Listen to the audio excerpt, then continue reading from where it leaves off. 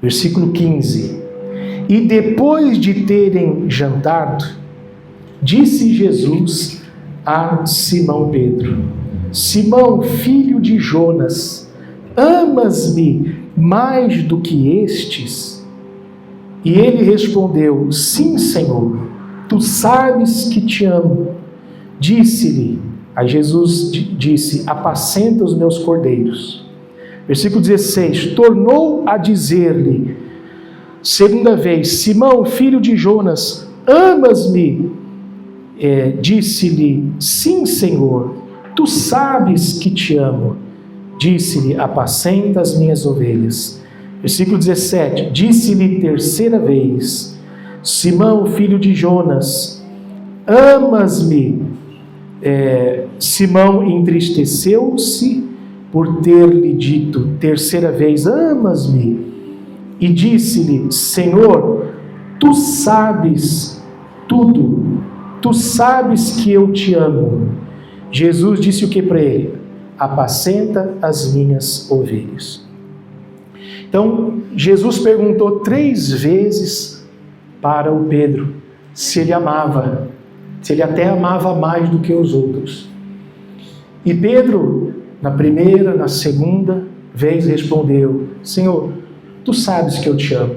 Na terceira vez, o Pedro entristeceu-se e ele disse: Senhor, tu sabes de tudo. Tu sabes que eu te amo.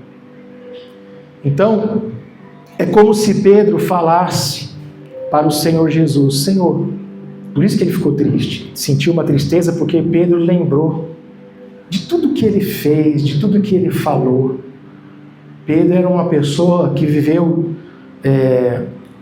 uma vida que ele foi muito repreendido pelo Senhor Jesus. De todos os discípulos que Jesus escolheu, Pedro foi o que mais deu trabalho, apesar de Judas ter traído, mas o Pedro, por isso ele era o mais repreendido, foi o que mais deu trabalho.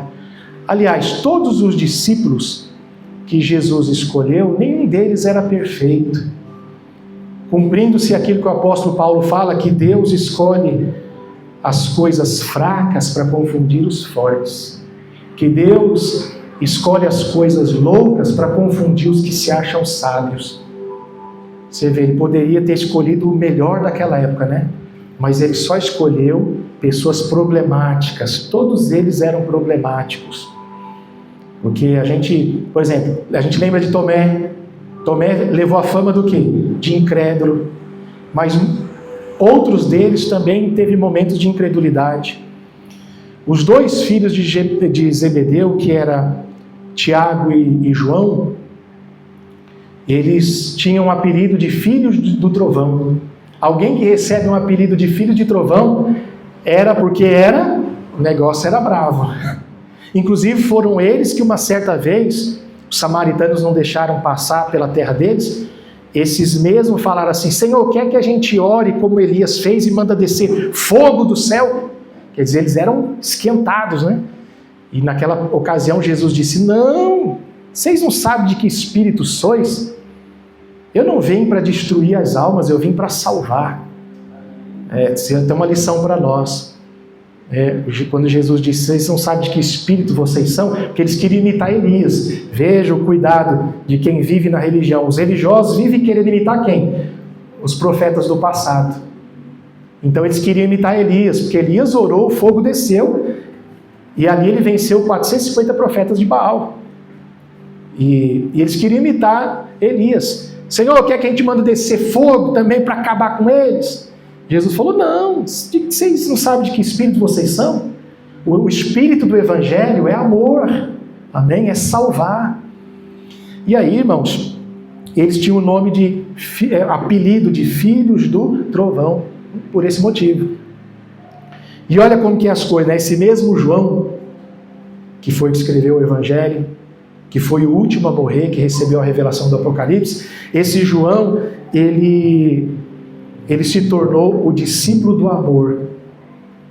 Era aquele que recostava a cabeça no ombro de Jesus. Quem já ouviu falar disso? Ele recostava a cabeça no ombro de Jesus. Você vê como Deus muda, como Jesus mudou a vida do João. E tantos outros, né? Mas o Pedro foi o que mais deu trabalho. Então, quando Jesus pergunta, Pedro, tu me amas? Ele diz, Senhor, tu sabes de tudo. Em outras palavras, o Senhor conhece a minha vida, a minha trajetória. E o Senhor sabe que eu te amo. Em outras palavras, Senhor, depois de tudo que eu fiz, depois de tudo que eu falei, porque Pedro era bocudo. Pedro era bocudo, quem sabia disso? Pedro falava na lata, né? Falava. E Pedro não foi à toa que ele fez o quê? Ele negou Jesus quantas vezes? 3 vezes. Então Pedro deu trabalho. Pedro não era convertido, você sabia disso? Pedro não era convertido. O próprio Jesus fala aqui, vamos lá para Lucas capítulo 22. Olha só, Lucas capítulo 22, versículo 31. Então vamos ver alguns exemplos aqui. Lucas 22, 31 diz assim: disse também o Senhor, Simão, Simão, eis que Satanás vos pediu para vos cirandar como trigo.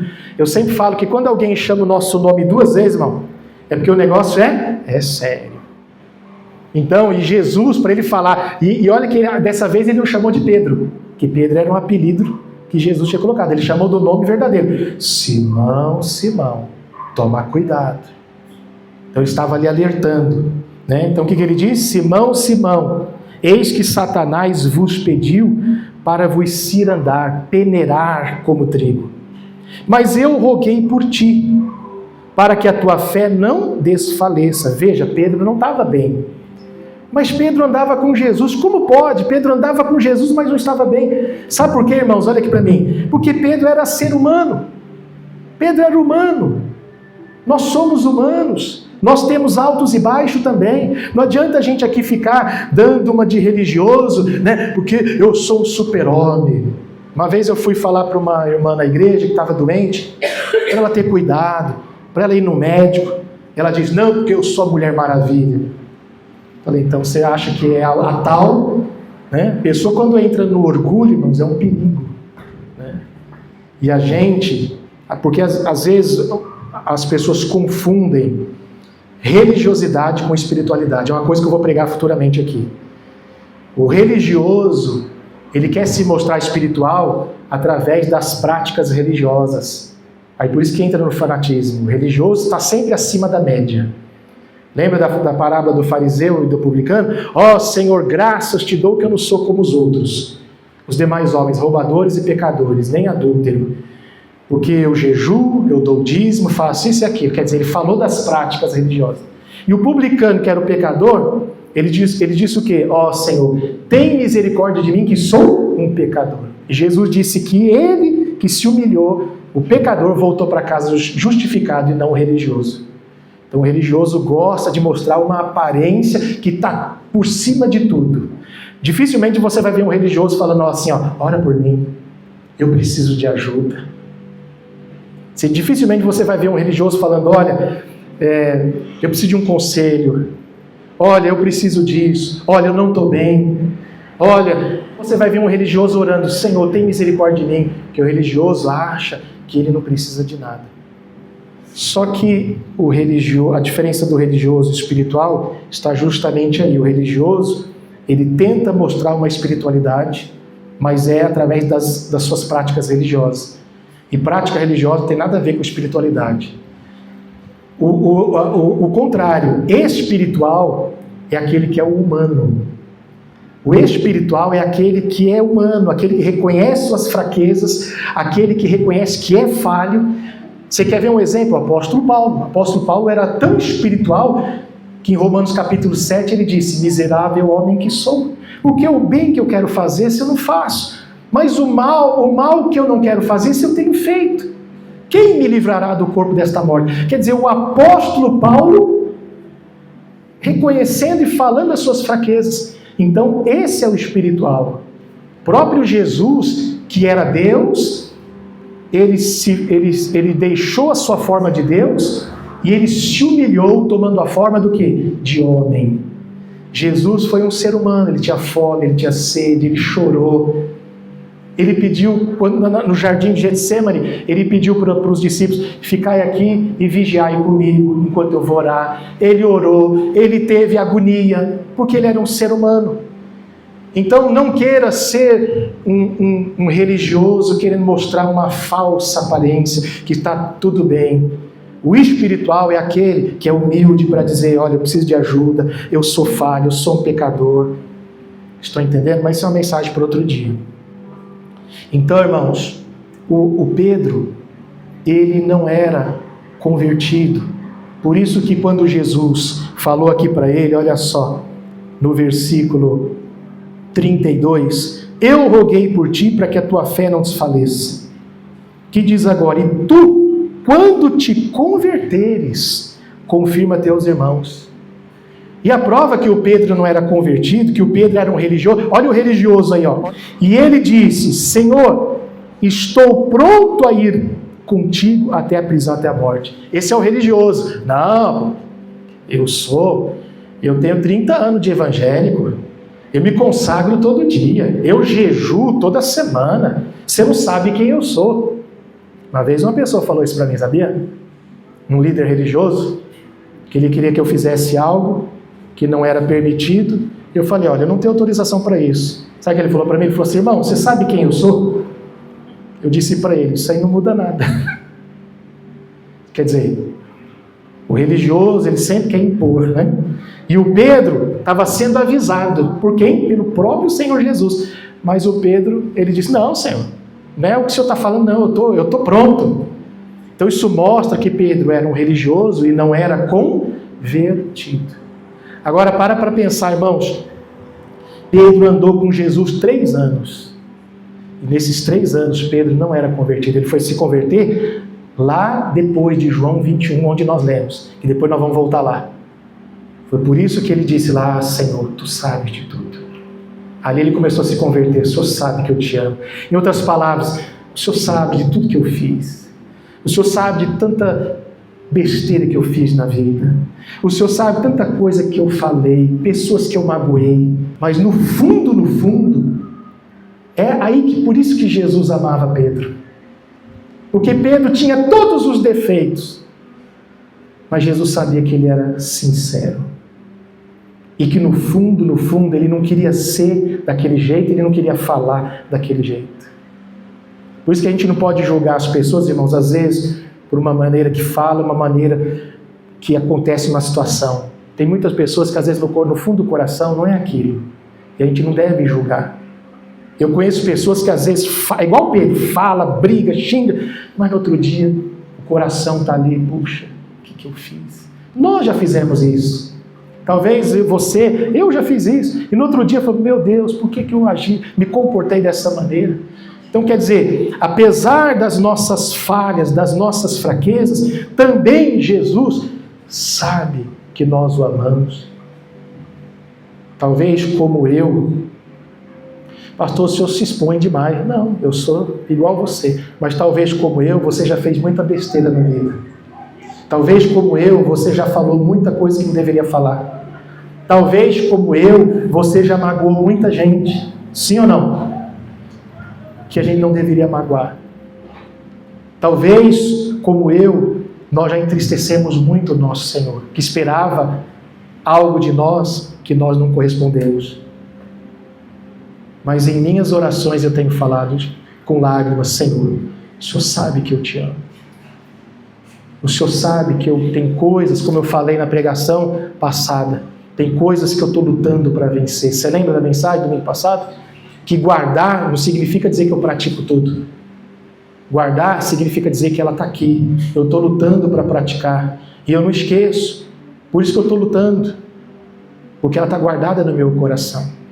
Então Pedro tinha a palavra guardada no coração. Pedro, ele negou Jesus 3 vezes.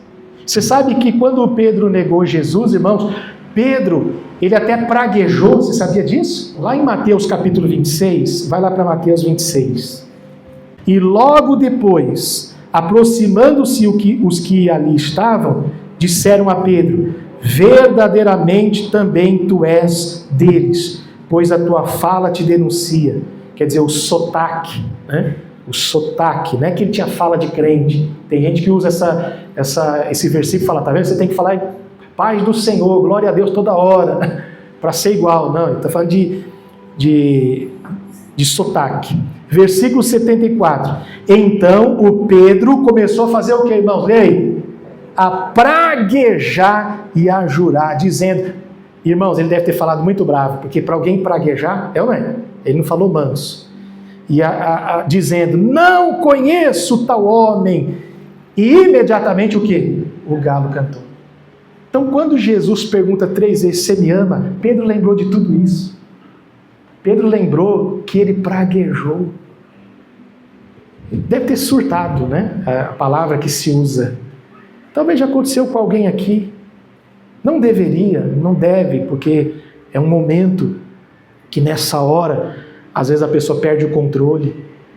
E Deus nos deu o Espírito Santo que nos dá o domínio próprio. Só que nessa época Pedro não tinha. Então você vê o Pedro como se ele tivesse surtado. E ele praguejou. Mas você vê então, o que a gente está falando aqui? Que Pedro era uma pessoa complicada. Mas Jesus o amou até o fim. Jesus o perdoou, amém? E deu missão para ele ainda. Veja que Deus não escolhe os perfeitos. Deus não escolhe os capacitados. Ele escolhe justamente os imperfeitos. Ele escolhe as coisas loucas para confundir os sábios. Ele escolhe justamente aqueles que se sentem fracos, para confundir quem se acha forte, o tal. Como um dia aquele líder falou para mim assim, você sabe com quem que você está falando? Ele se achava o quê? O tal, o mais forte. Então, o Pedro era essa pessoa, que falou tanta besteira, que fez tanta coisa, que não era convertido. Lucas capítulo 5. Versículo 8. E vendo isso, Simão Pedro fez o quê? Prostrou-se aos pés de Jesus, dizendo, Senhor, ausenta-te de mim. Por quê? Porque sou um homem o quê? Pecador. Então Pedro tinha consciência. E nós também devemos ter consciência de quem nós somos. Amém? E Pedro diz, Senhor, afasta-te de mim, porque eu sou um pecador. E Pedro era. E Pedro andou com Jesus 3 anos e não era convertido. Jesus falou para ele, quando você se converter, confirma teus irmãos. Então vamos terminar de ler aqui para a gente voltar no João 21 para terminar. Aí o versículo 9 agora. Pois que o espanto se apoderara dele, de todos que com eles estavam, por causa da pesca que havia feito. E de igual modo, também de Tiago e João, filhos de Zebedeu, aqueles que antes eram filhos do trovão, né? Que eram companheiros de Simão. E disse Jesus, o que Jesus disse agora, irmãos? Não temas, de agora em diante serás o quê? Pescador de homens. Quando Pedro disse, Senhor, eu sou um pecador, Jesus não disse para ele, você nunca mais vai pecar. Porque Pedro continuou, Pedro deu trabalho no ministério de Jesus. Mas mesmo assim, chamou e disse, você vai ser um pescador de homens. Em outras palavras, do jeito que você é, Pedro. Do jeito que você é, porque Jesus o amava. Não que Deus quer que a gente permaneça do jeito que a gente é e está. Mas que no decorrer da caminhada, nós vamos lutando, nós vamos vencendo, nós vamos melhorando a cada dia. E nós vamos pedindo ajuda para o Senhor. Por quê? Porque a palavra está guardada no nosso coração. E nas nossas orações, nós temos sempre que falar para o Senhor. Senhor, o Senhor sabe que eu te amo. Essa mensagem eu não estava preparado para pregar. Você viu que até essa semana eu mandei um vídeo falando sobre isso. Foi porque eu fui orar. Eu estava orando e no meio da minha oração eu falei isso para Deus. Senhor, falei, Jesus, o Senhor sabe que eu te amo. Diante das lutas, diante dos problemas, das aflições da vida, de situações que a gente enfrenta. E ali orando, e eu falei isso para ele. E quando eu falei isso eu lembrei do Pedro. E eu me senti amado como Pedro era amado.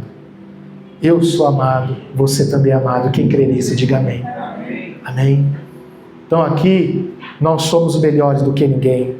Aqui não tem nenhum religioso que vai orar, ó Senhor, graças te dou, que eu não sou como essa gentalha. Não. Nós vamos orar igual publicano. Senhor, tem misericórdia de mim, porque eu sou falho. Tem hora que eu falo que eu não devia. Tem hora que eu trato como eu não deveria. Tem hora, Senhor, que eu faço o que eu não devia. Mas o Senhor sabe que eu te amo. E estou a cada dia lutando para melhorar. É isso que agrada a Deus. É isso que Ele ama. Porque Deus diz em Tiago capítulo 4, versículo 6. Deus resiste quem? Os soberbos. Os religiosos que se acham o tal. Deus resiste soberbo, mas dá graça para quem? Para os humildes. Aqueles que reconhecem que são falhos, que são errantes. Eu falei que a gente terminar no João 21, então volte lá. Disse-lhe terceira vez: Simão, filho de Jonas, amas-me? E Simão entristeceu-se. Por quê? Porque ele sabia quem ele era e tudo o que ele fez. Amém? Entristeceu-se por ter lhe dito terceira vez: amas-me? E disse-lhe: Senhor, tu sabes tudo. Amém? Tu sabes que eu te amo. E Jesus sabia que ele amava, porque Jesus depois disse: apacenta as minhas ovelhas. Jesus confiou uma missão a Pedro. Então não olhe, irmãos, para as suas fraquezas. Não olhe para a sua condição. Não olhe para o que os outros falam. Porque quando Pedro também disse: Senhor, tu sabes que eu te amo, é como se ele dissesse: não importa o que os outros pensam de mim, não importa o que as pessoas falam de mim, o Senhor sabe quem eu sou, e que eu posso ser falho, mas o Senhor sabe que eu te amo, e que eu quero melhorar cada dia, e eu vou melhorar, eu vou conseguir. Amém? Quem entendeu, diga amém. Diga obrigado, Jesus.